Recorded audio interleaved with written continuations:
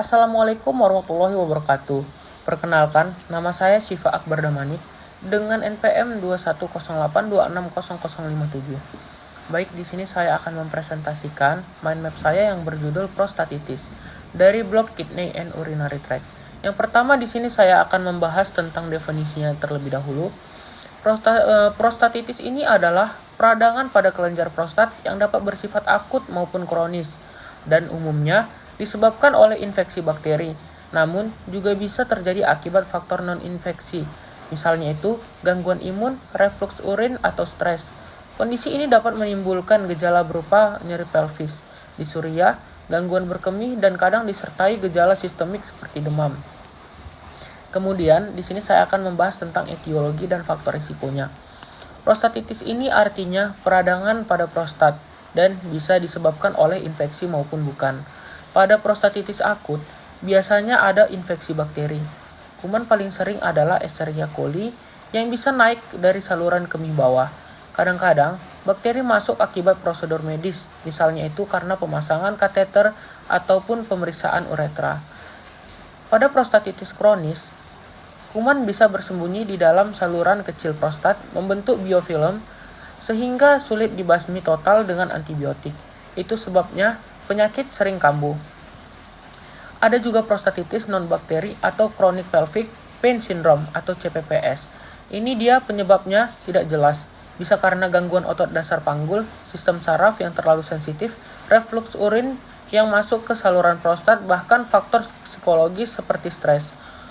Kemudian untuk faktor resikonya, ini dia ada ISK berulang, pembesaran prostat atau BPH, kemudian ada penggunaan kateter, serta kondisi yang menurunkan daya tahan tubuh serta diabetes, seperti diabetes. Intinya, prostatitis ini bisa karena infeksi bakteri, umumnya itu E. coli, atau bukan bakteri. Itu dia ada faktornya tadi, saraf, imun, otot panggul, sehingga penyebabnya cukup beragam. Baik, selanjutnya saya akan membahas tentang pemeriksaan penunjangnya. Untuk pemeriksaan penunjangnya yang pertama ada laboratorium. Ini untuk urinalisisnya, ini dia normal apabila leukosit di bawah 5. Kemudian prostatitis, ini dia dijumpai leukositoria sama bakteri urea. Kemudian untuk kultur urin, dia ini normal steril, positif bila ada bakteri lebih dari 10 pangkat 3 sampai 10 pangkat 5 CFU per mililiter tergantung sampel. Kemudian untuk pemeriksaan darah lengkap, ini dia leukositnya ini normal, 4.000 sampai 10.000. Meningkat itu apabila dia lebih dari 10.000 pada prostatitis akut. Kemudian untuk PSA, dia itu normalnya itu dia di bawah 4 nanogram per mililiter, dapat naik sementara. Itu dia di bawah 20 nanogram per mililiter akibat inflamasi. Untuk pemeriksaan gold standarnya itu dia ada tes 4 gelas Mirestami. Ini dia membedakan prostatitis akut atau kronis. Kemudian ada dia pemeriksaan USG transrektal. Ini dia dilakukan apabila dicurigai adanya abses. Kemudian untuk interpretasinya, urinalisis ini leukosit plus kultur positif. Ini dia berarti prostatitis bakterial. Kalau PSA-nya meningkat sementara, berarti dia ini bukan kanker, ini akibat efek inflamasi. Kemudian untuk terusnya itu dia abses prostat bila komplikasi. Kemudian saya akan lanjut ke pembahasan tata laksana prostatitis. Yang pertama bisa dibahas dulu dari tata laksana prostatitis akut. Untuk farmakologinya itu biasa dia diberikan ciprofloxacin itu 500 mg selama 2-4 minggu. Kemudian bisa diberikan juga levofloxacin 500 mg 2-4 minggu. Baru TMPS MX ini 160 atau 800 mg. Ini dia durasinya ini 2-4 minggu. Kemudian kalau kasusnya itu berat, dia bisa diberikan ceftriaxone. Ini dia 1-2 gram IV.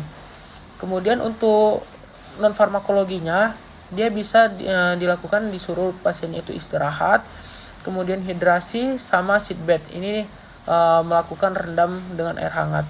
Kemudian apabila dia itu prostatitis kronik, itu tata laksananya itu yang pertama farmakologinya itu bisa dia diberikan ciprofloxacin atau levofloxacin. Itu durasinya 4-6 minggu. Kemudian bisa juga dia diberikan tamsulosin, ini dia 0,4 mg ini apabila ada nyeri atau obstruksi. Kemudian untuk tata laksana farmakologinya ini sama dengan akut tadi, plus dia supuratif.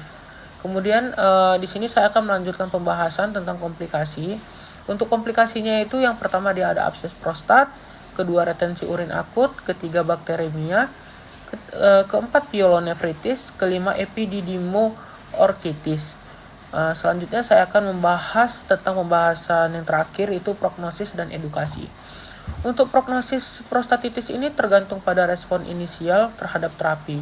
Pada pasien prostatitis kategori 1, prognosis umumnya ini baik bila pasien memiliki tingkat kepatuhan yang tinggi untuk menjalankan program pengobatan antibiotik sampai tuntas dan bila respon terhadap antibiotik tersebut baik. Untuk edukasinya, yang pertama itu dia ada kepatuhan pengobatan, kemudian dijaga juga pola hidupnya atau lifestyle-nya, kemudian aktivitas seksualnya, kemudian pencegahan kekambuhan. Baik, sekian presentasi dari saya. Mohon maaf bila ada kesalahan kata yang saya perbuat. Saya ucapkan sekian dan terima kasih. Wassalamualaikum warahmatullahi wabarakatuh. Untuk referensinya saya letakkan di bawah. Sekian, terima kasih.